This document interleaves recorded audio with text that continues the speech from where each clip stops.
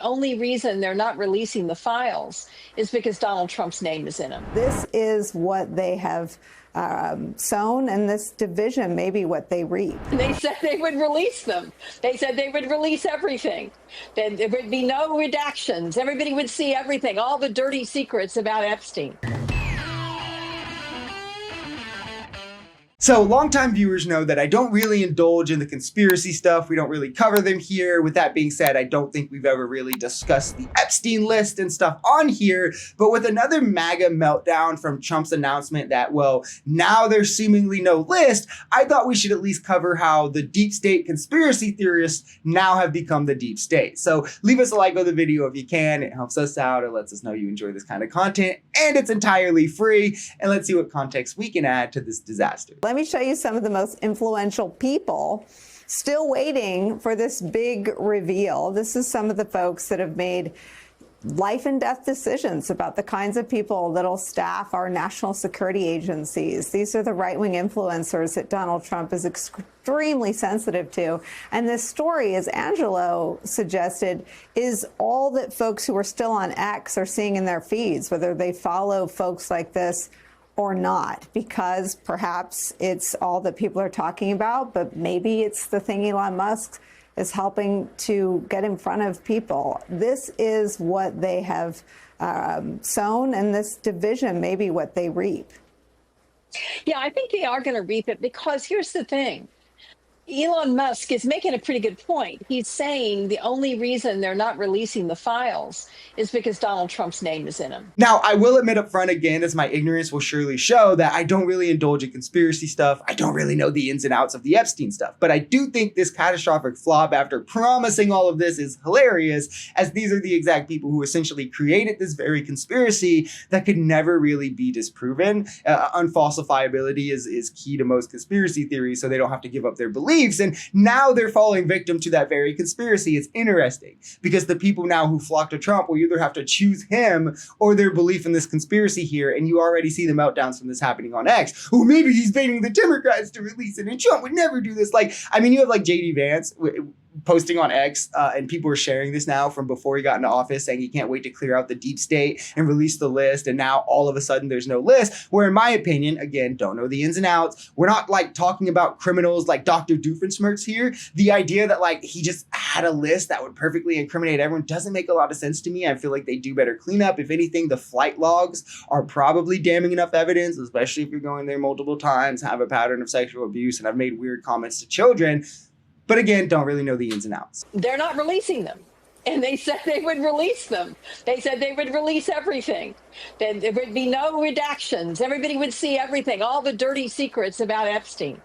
And you know, the other thing, Nicole, to remember here is the other way autocracies splinter is if there are power centers away from the autocracy that can really make a difference. And this is where Elon Musk's money is pretty darn important. I mean, he may have spent $250 million helping Donald Trump gain the Oval Office. He can spend billions starting a new party, and it won't impact his lifestyle. Billions and billions.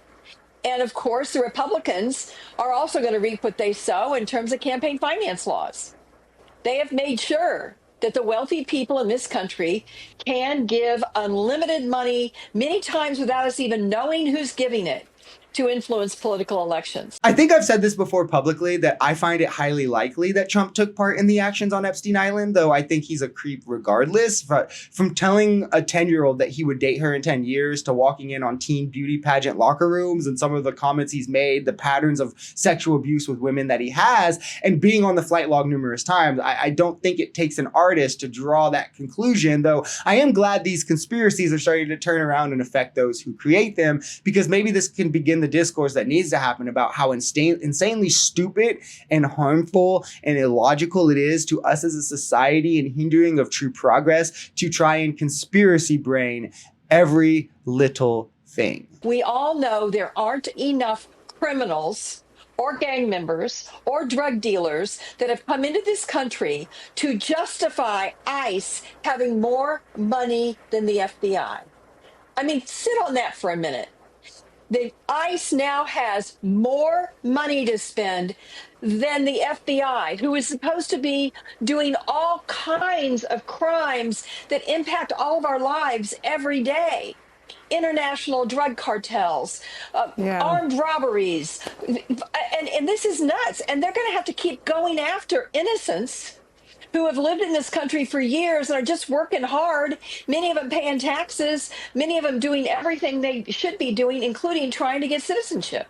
So this is going to become more and more unpopular as Tom Homan and Stephen Miller live their wet dream. And what I would like to highlight here is the fact that we don't even need ICE to begin with. It was created in 2003 largely as a response to 9/11. And the guy, I mean, if you want to know the rationale, the guy who put the rationale behind creating ICE is the same guy who put the rationale behind us going in the Iraq War. But we have survived as a country longer without ICE than with it. And we also now have DHS. I mean, we have the FBI, we have local law enforcement, we have sheriffs, we have state law enforcement, federal law enforcement. I mean, so many mechanisms to handle these issues as they arise that we could easily do so without ICE. And if we did need them to some extent, or you could say, well, it streamlines some things, it makes them easier. Well, okay, whatever. I'm indifferent, I guess, to that, but they don't need more money than the FBI. That's for sure. They don't need billions of dollars. That's for sure. Or some like more money than some countries' entire armies. When you do that, it's clear that they want to take what happened in LA and they want to place it and cause it to happen all over the country.